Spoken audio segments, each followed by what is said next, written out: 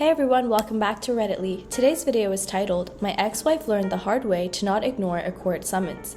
Please make sure you like and subscribe and hit that notification bell so you never miss a future upload from us. Let's jump right into the story.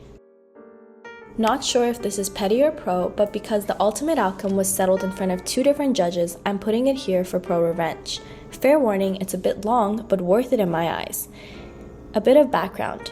I was married to a woman for 15 years and ended up divorcing her because she likes to sleep with other guys. While it took me 6 years to stumble onto this fact, she worked from home, I commuted 2 hours each day into the city. I owe it to her to either being a sociopath or a narcissist, or both, why not? She could basically turn on and off the charm and come up with lies staring you right in the eyes. Hindsight is 20/20. Let's call her V, short for Voldemort. As one time when I was talking about her after the separation, I referred to her as she who must not be named, and the nickname stuck with all my friends and family. During the marriage, my ex and I were best friends with other people. For this post, we'll call them Sam and Mary. Sam still is my best friend. Mary was V's best friend. Mary had found out about V's plans to cheat on me prior to me finding out and told V that she couldn't condone infidelity and their friendship would end if V did cheat on me. No, Mary did not tell me, and I don't blame her for not doing so. When I finally found out V was having a Facebook affair, if you're going to have an online affair, don't do it while married to a computer expert. With some dude in CA, we lived in MA. It was just 2 weeks before V was flying him out and putting him in a hotel for 3 days. I spent those 2 weeks getting a lawyer, a PI, and my exit strategy together. I left her the weekend after their hotel stay. She would spend the days with him and come home for the afternoon/evening without a shred of guilt showing in her actions. The PI having gotten pics and videos of them leaving the hotel and eating lunch together and heading back to the hotel. I first stayed at Sam and Mary's in their in-law basement apartment, eventually moving to a small apartment back in town where we lived. Fast forward 9 months and I'm divorced from V. Why it was so sure to divorce is another tale worthy of this subreddit. We had one daughter, let's call her Rebecca. She was 13 at the time. Between us still at home and we're trying shared custody and live about 1/4 of a mile apart. There are still other kids from the marriage, but they were living apart from us at the time and they don't play a part in this whole story. We had acquired a lake house during the marriage and had listed it to sell it, but we had written into the divorce agreement to split the proceeds, and paying half the mortgage on that and the rent on my apartment was really stretching me thin financially.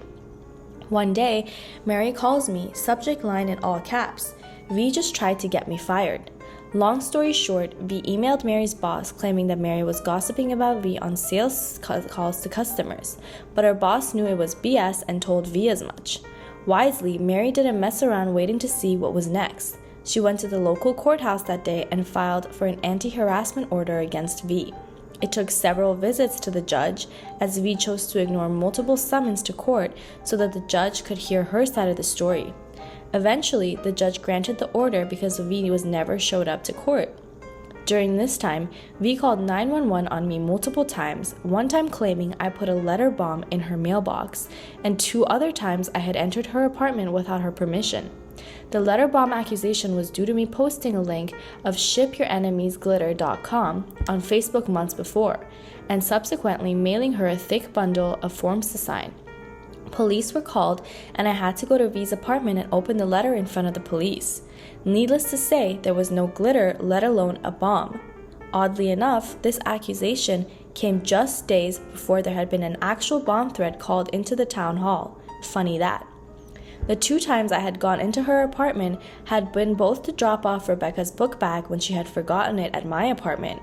Both times I had texts from V granting me permission to open the door and put the book bag just inside.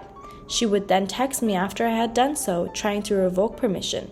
To this day, I think V thinks that if she deletes a message on her end, the message is deleted on my end. Even though kids will still be kids and Rebecca did forget her book bag in my place at least one other subsequent occasion, I did not fall for V's ruse at the 3rd time. All forgotten book bags were delivered by Rebecca and I meeting halfway between the apartments. Also included with the multiple 911 calls were multiple minor child wellness checks on evenings when I had Rebecca in my apartment. It's so much fun having to explain to your child why the police are showing up at 8 at night to check and see if she is okay. Basically, V was trying to get me frustrated and react badly. Throughout this whole mess, Sam and Marie have been lifesavers to me and Rebecca, hosting and cooking weekly family dinners for us. They are Rebecca's godparents, and just being absolute rock steady in their support and tolerance of the situation. Around this time, V filed for sole custody. At the strong urging of my lawyer, I insisted on a guardian ad litem, GAL, being appointed to represent Rebecca's best interests, her being a minor child. Of course, the parents must pay the fees of the GAL. At this point, my finances are really getting worrisome, so I write an email to V saying we need to drop the price of the lake house and get that sold regardless for profit. I needed that albatross off from around my neck so I could continue to afford to live where I could, co-parent Rebecca, as well as fight the custody battle. So there I am going deeper into debt, can't pay rent and mortgage long term, and V is starting another court battle for full custody. With no other choice, I move back in with Sam and Marie so I can continue to pay my lawyer and keep fighting. About a week after, I'm settled back in with Sam and Marie, and I hear from Rebecca that V's glass patio table was smashed the previous night. I was in NH that evening with witnesses, so it couldn't have been me. I was paying for Rebecca's cell phone, and we have a Life 360 so we could know where each other was at any time. Due to an earlier threat by V to take the two youngest kids and move to California to be with the idiot from Facebook. Plus, it had history, so I could at least prove my phone was in NH. Rebecca says she knows I was in NH and tells me she'll tell her mother it wasn't me. The next day, I was served with a restraining order, RO, claiming that I had vandalized V's patio furniture and that she still felt afraid due to the leather bomb incident. The cops knew it was BS, but the judge had no knowledge of the incident. V filed the RO and had to take her word for it. The RO was for 10 days and then I could show up in court and contest it being continued. The officer who served the RO explained that he had to confiscate any firearms and licenses. While I did have a recently acquired Class A concealed carry license, actually from a couple's firearm course that was an anniversary gift from V the previous year, I hadn't any firearms other than a BB gun of Rebecca's. The officer left with just a Class A license, smiling as he said he was pretty sure I wasn't going to go on a rampage with a BB gun. The first thing I did the next day was to go to the police station and request all incident reports that involved me since I left her. I knew of 7 incidents, but the desk sergeant informed me that they had 19 incident reports from V. He talked to me a bit, clearly trying to get a feel for what kind of a person I was and just what was going on. We parted company with him, assuring him that the patrol officers would know what was going on and the PD would do right by me, so I just kept my cool. Fair enough.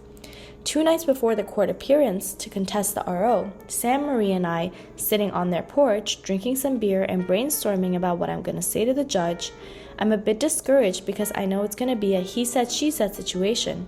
And I'm living in Massachusetts. If your chromosomes don't match, you are a second-class citizen when it comes to parental rights in Massachusetts. Plus, V deserved an Oscar of how well she plays the victim. It wasn't looking good. My only hope was if V decided the restraining order itself was enough to make me look bad to the GAL and not show up and let the restraining order expire. Marie suddenly said, "Hey, let me see the RO." I handed it over to her. "Hey, this is my judge. She's the judge that granted me the anti-harassment order against V." "You're kidding." Sam and I looked at each other in amazement. "I swear it is. Let me go get it." Marie goes inside and comes back a few minutes later with her court order.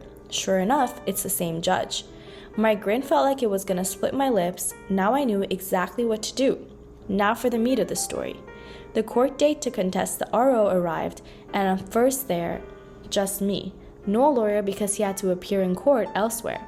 I strongly hoped that V wouldn't show up, but she did, with someone other than her divorce lawyer, and before court was in session, her new lawyer approached me and offered to let the no contact order lapse but wanted to do a do not abuse order left in place.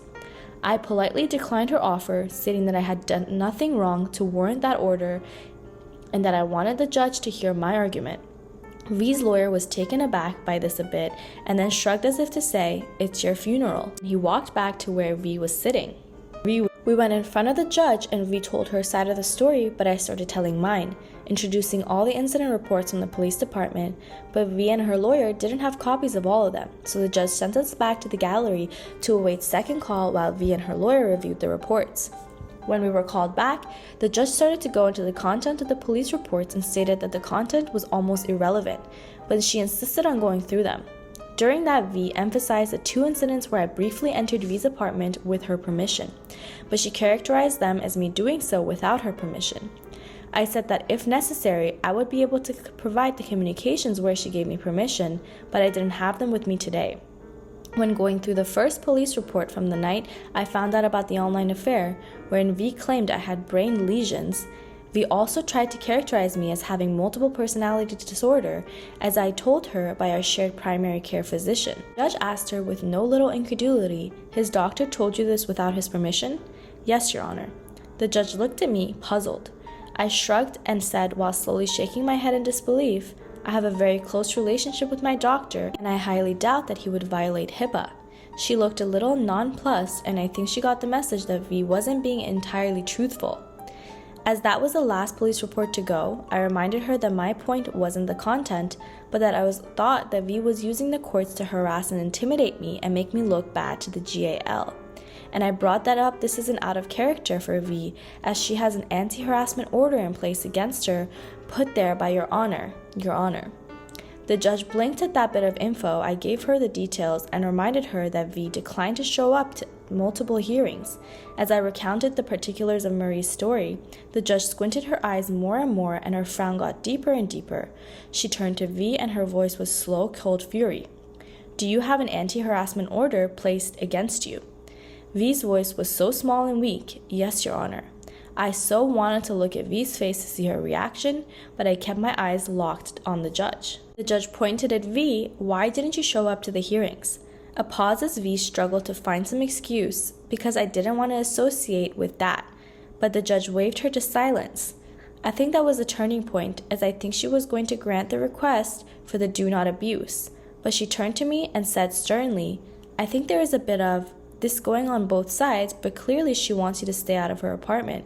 "Never again, Your Honor." Restraining order terminated, and with a bang of her gavel, we were done. Because the restraining order was terminated, legally that meant it never happened. I got my Class A concealed carry license back the next day and ultimately won the custody battle. A large part of it, which was the termination of the RO, but also due to V's subsequent increasingly poor emotional and verbal treatment of Rebecca.